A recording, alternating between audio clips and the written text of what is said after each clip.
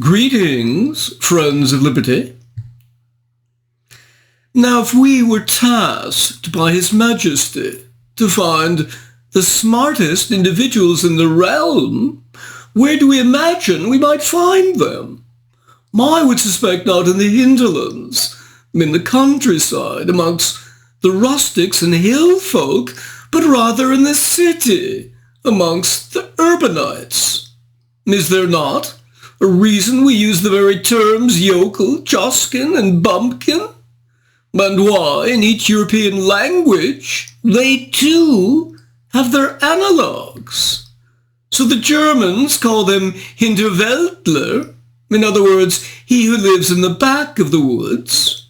The French call them the Pluch, the Spanish the Baitan, and the Italians the Zoticone. Similarly, do we imagine we shall find the next Newton, Boyle, or Hooke in the Cambrian mountains of Wales, or in the Scottish Highlands, miles from human civilization? Now, this is not to say that such individuals might not be born near a Welsh mountain top, such as Snowdon, or a Scottish, such as Ben Nevis, and subsequently move to a city.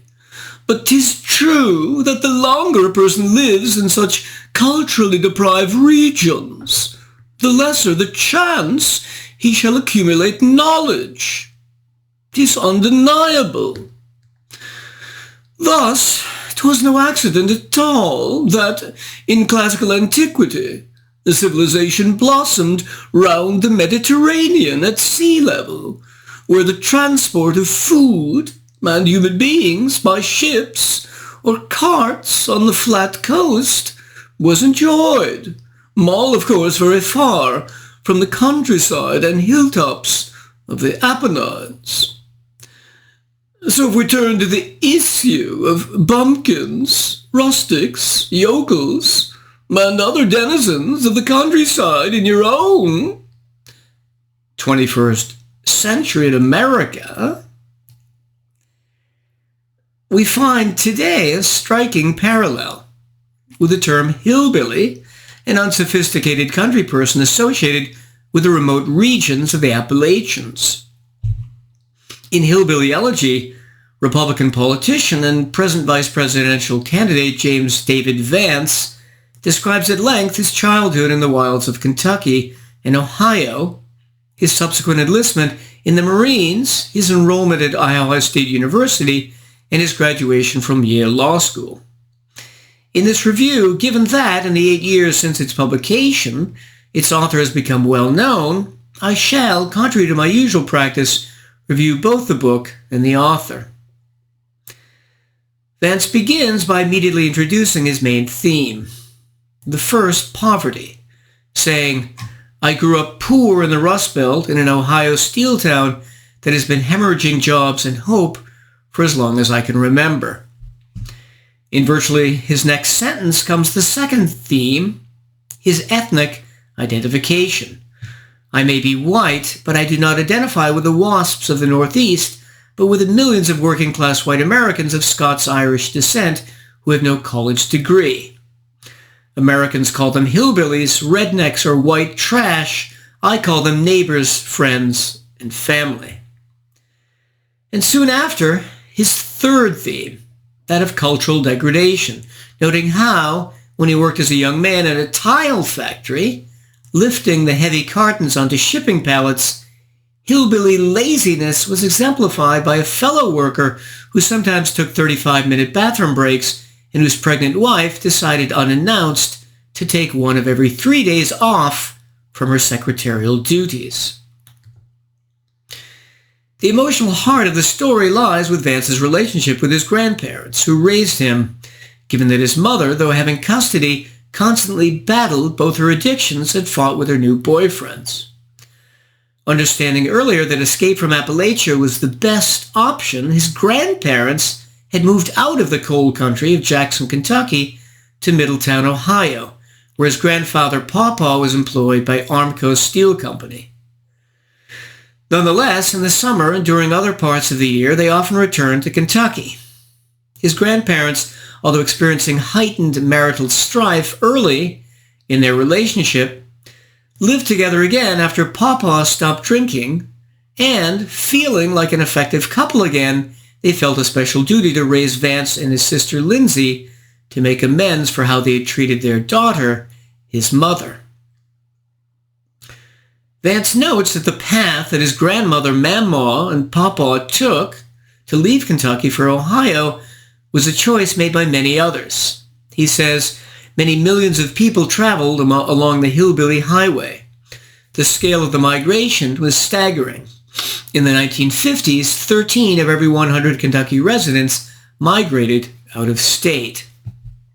On Memoir's side of the family, 3 of her brothers moved to Indiana and worked in construction. Each owned a successful business. Naturally, sometimes the neighbors in the new neighborhood looked down upon the newcomers with their violent hillbilly ways. Thomas Sowell notes this same phenomenon occurring among blacks in his book Black Rednecks and White Liberals. At 9, his mother decided to try living with yet another husband, making James leave Mama and Papa in Middletown. Since, however, his mother and new husband constantly fought, his grades slipped, and as Vance says, the never-ending conflict took its toll. Even thinking about it today makes me nervous. My heart begins to race, and my stomach leaps into my throat. After his mother tried a half-hearted suicide attempt, and then subsequently threatened to kill him and herself by crashing the car with him in it on the highway, he was allowed to return to Mama and Papa in Middletown.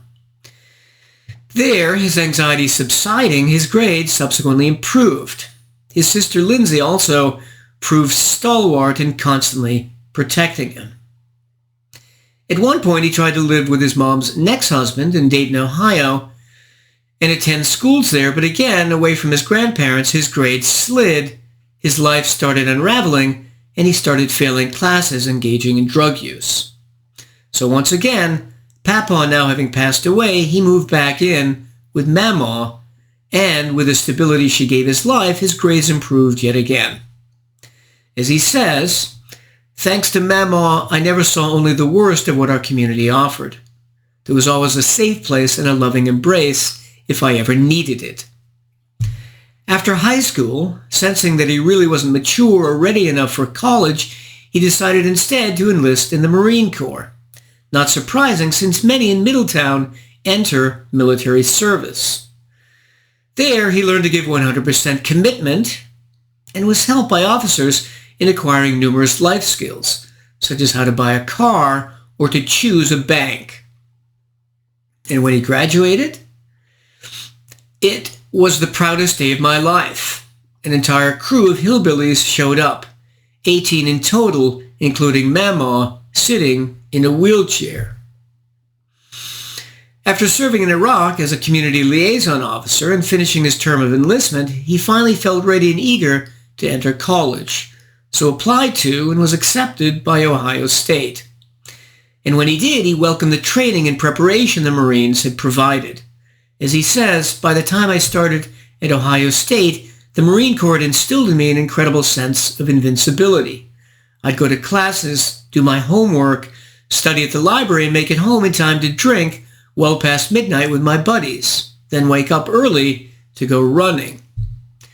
But he burned the candle at both ends so much, also working 2 extra jobs, that he got mono, turning his urine brown.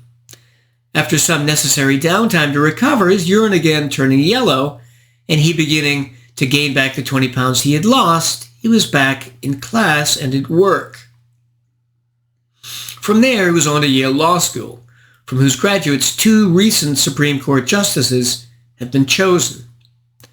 At Yale, he would meet politicians like George Pataki in the hallways, receive lectures from Tony Blair, see campus buildings that were breathtakingly beautiful, towering masterpieces of Gothic architecture, and have the chance to meet the love of his life and future wife, Usha Shilakuri. Let's now turn, in part 2, to the social, economic, and political issues and their solutions raised by Vance in his book.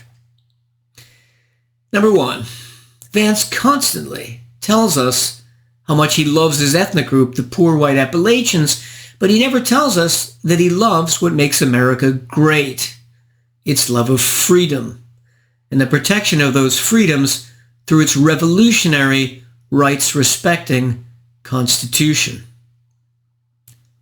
Number two, a major theme is the poverty and human misery found in his rural community. Does Vance understand their causes?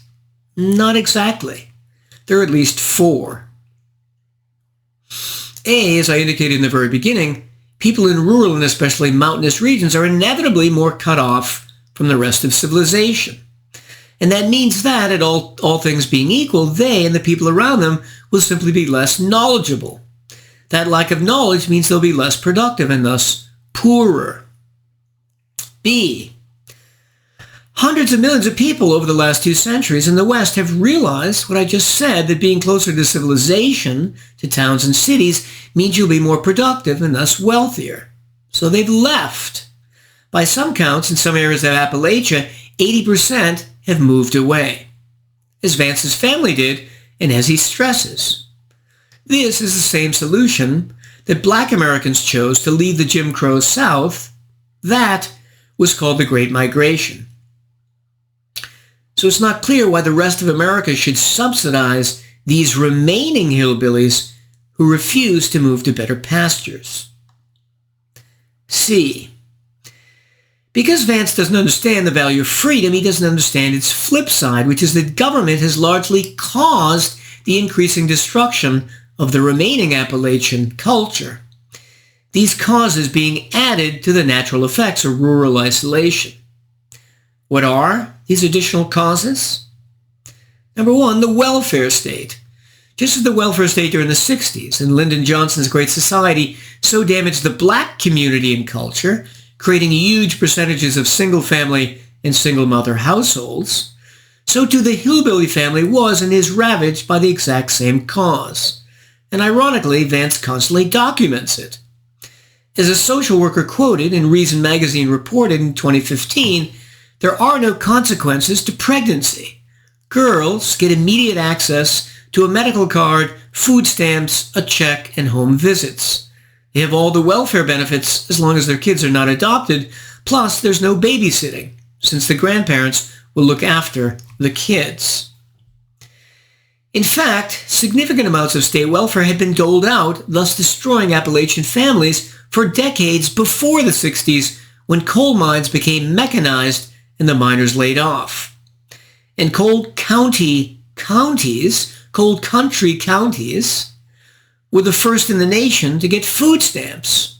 As Rena Gazaway reported about Appalachia in 1969, instead of abolishing poverty, welfare encouraged a mentality geared to permanent dependence on society.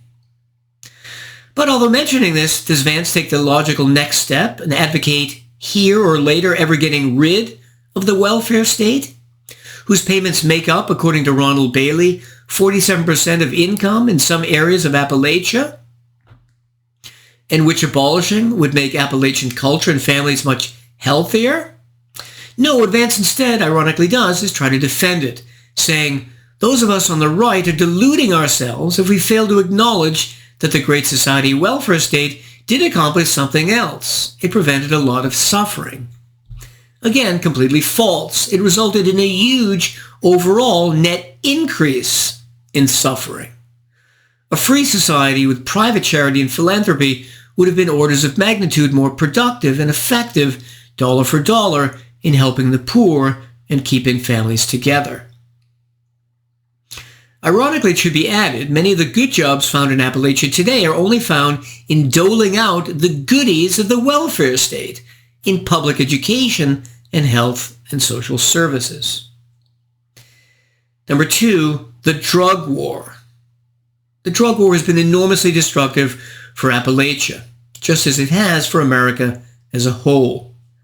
Vance, not believing in freedom and thus not in drug legalization, never mentions it. These drug war harms for his hillbillies are, in no particular order, A, death. Because of the drug war, tens of thousands of drug users die unnecessarily every year. The cause? Primarily the fact that, since drugs are illegal, users cannot tell their purity or their strength. Given, for example, that fentanyl is 35 times more potent than heroin, it's easy for a dealer to strengthen his product without the user knowing what the real strength now is. This explains why, as Recent magazine reports, deaths involving the category of opioids that includes fentanyl more than tripled between 2010 and 2015, then doubled in 2016 alone. The proliferation of fentanyl-fortified heroin is the most obvious explanation. And why did deaths accelerate so much during this period and before? Partly because the feds went after Purdue Pharma, thus making it harder to get legal narcotics like OxyContin, whose strength and purity were known. So lots of users migrated to the black market and died. Perhaps as much as 80% of deaths can be attributed to the reformulation of OxyContin. In 2015, opioid overdose deaths were around 5,700 nationally. In 2022, they climbed over 25 times to 84,000. B. Health damage. Because of the despair brought by the welfare state, general health also declines, with liver damage resulting from heavy drinking and obesity from overeating. C. The rise of drug dealing as a profession. If the law makes drugs illegal, then their price rises enormously, which now means you can make a living selling them part or full time. D. Treatment of pain. Many of the coal miners living in Appalachia suffering from bad backs and amputated limbs traditionally use pain medication. But did they become addicted? Contrary to urban legend, overwhelmingly not. Recent studies have shown that less than 1% of those needing chronic pain relief become addicts. But the drug war, curtailing the ability of physicians to prescribe appropriate amounts of medication, prevents chronic pain sufferers from getting the relief they need. As a result, by one estimate, over 580 suicides have occurred in the United States since 2011 by those driven to despair by their now untreatable pain. Number 3. Let's now turn to some of Vance's political statements. They all show again that he's not a man who understands the value and necessity of freedom, the freedom that has defined America and brought its greatness. A. He's praised one of the most extreme leftists on Biden's cabinet, Lina Khan, head of the FTC, the Federal Trade Commission. She's attempted to usurp Congress's authority by making numerous rules which only Congress has the right to pass as laws.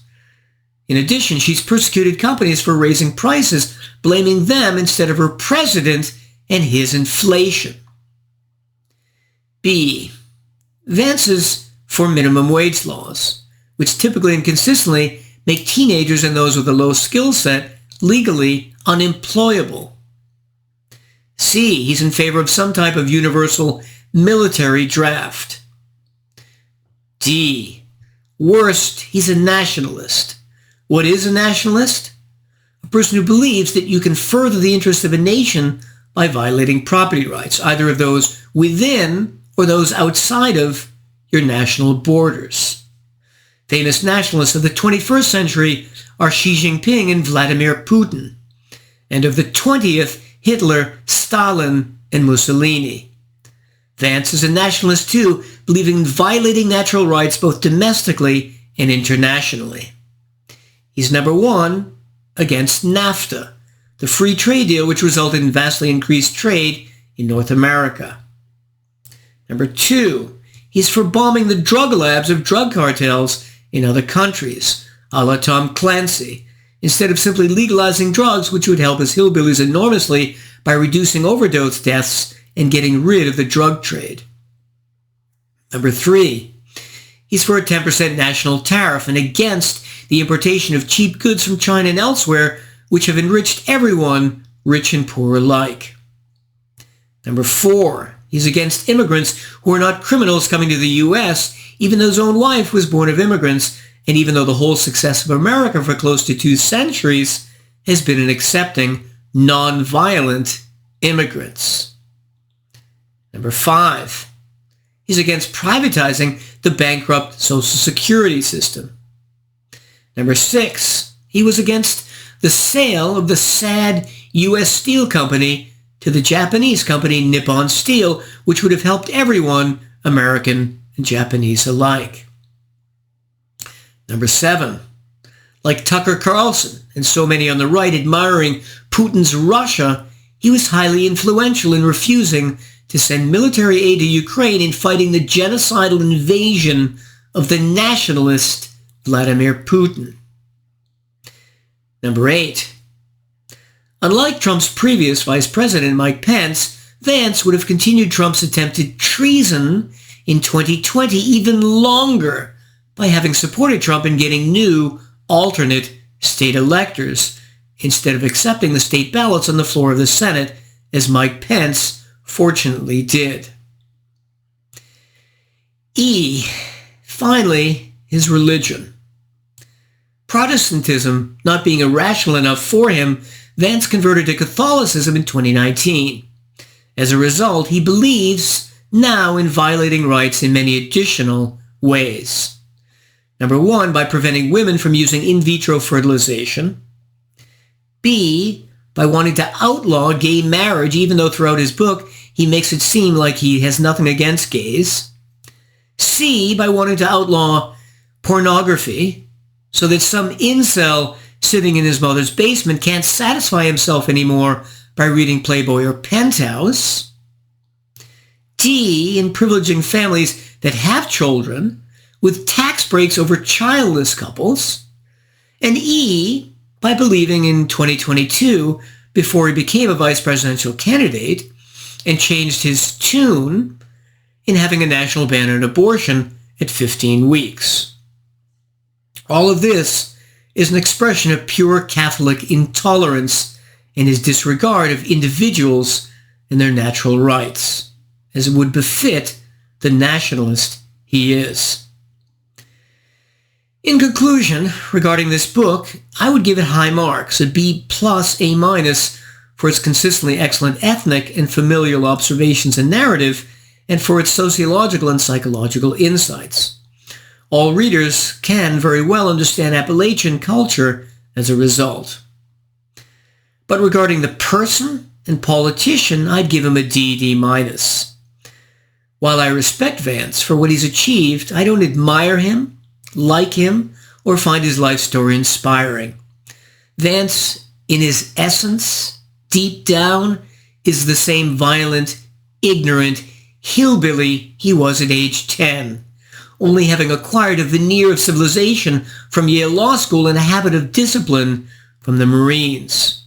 And with his high IQ and his repeated disregard and even contempt for the rule of law, his rise to prominence is a symptom of American political decline and the increasing polarization and violence found on both right and left. Happy for my part to condemn this intolerant, violent, ignorant nationalist who may soon be only a heartbeat away from the presidency and who, instead of reinforcing Donald Trump's best instincts, reinforces his worst. I bid you well and remain the Scarlet Pimpernel.